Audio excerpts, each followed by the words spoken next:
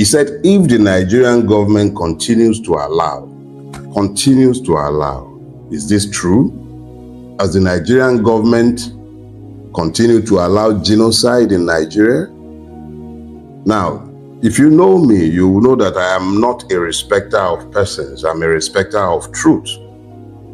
I do not need Trump to tell me that the Nigerian government is complicit in the genocide that has been taking place in the country.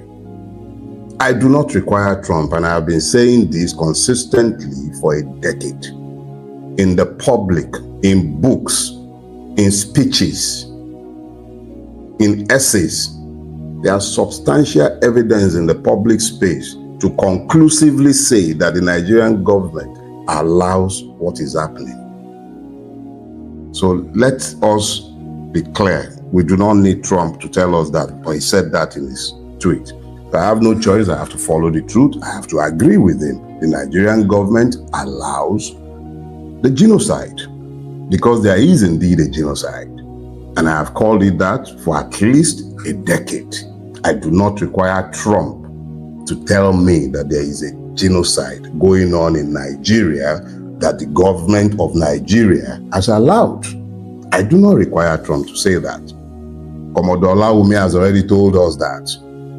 Bugaje has already told us that. Was it Baraje? He's already told us that.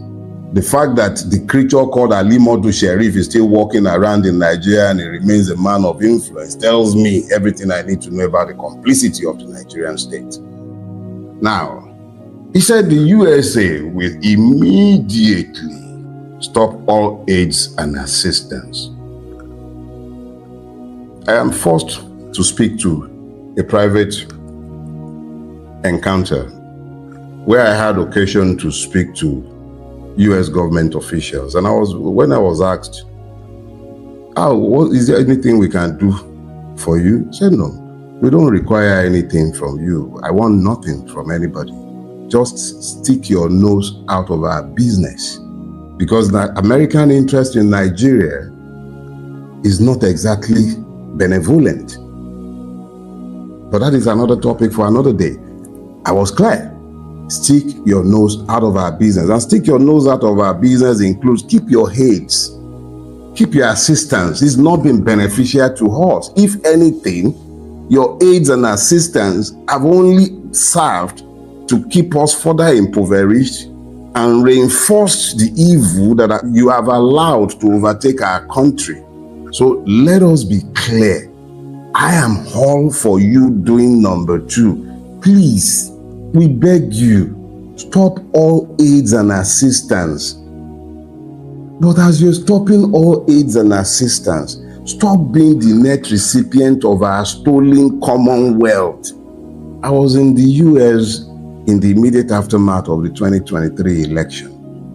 And I was specific in saying exactly this. You allow things in Nigeria that you will not tolerate in your country.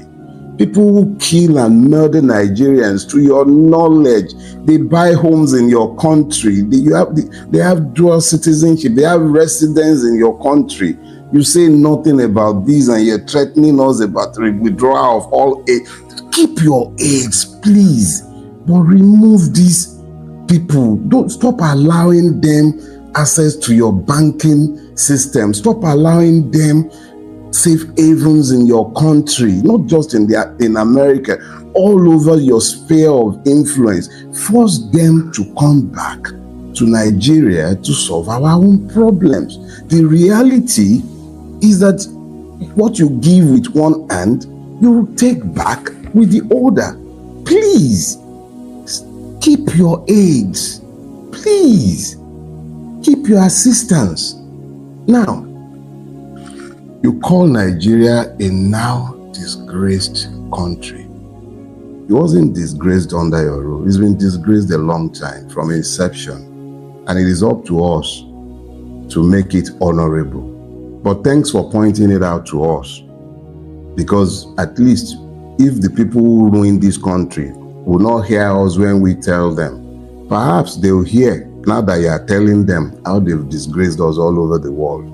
They come to you cap in hand, supposedly begging for charity from you. when you know how many billions they have stashed away in your banking system. So yes, the country is not just now disgraced. It's been disgraced for a while with your help. And I'm not talking about you, Donald Trump. I'm talking about America. I'm talking about the West. I'm talking about the rest of the world, including China and all the other people who have provided succor to those who have destroyed this beautiful country. So yeah, it's disgraced, but it was never really engraced. It is entirely up to us to do with it as we will, if we can find the grace to engrace it. Now, let us be clear about something. You're talking about coming to Nigeria and blazing. When the guns are blazing and the bullets are flying, we've seen examples of where America has done this everywhere in the world. We would rather you don't come into our country guns blazing. It doesn't really require you coming in guns blazing. It just requires you insisting on the right things being done in Nigeria. It requires judiciary, who you know how corrupt they are. You have access to intelligence that the average Nigerian can never touch. You know. And if they are indeed persons deserving of death, you have more than ample evidence. You know what you used to do. Do that. Expose them. Bring them to international trial courts that are built by you. The Americans and the West created the International Criminal Court. If they are indeed persons within the Nigerian power circle who are guilty of these things, you know what to do to bring them to justice. But please don't come into our country gun blazing. Nigeria is not Somalia, and is a multicultural, multi-ethnic society. We don't need you to come into our country guns blazing. You understand? Now,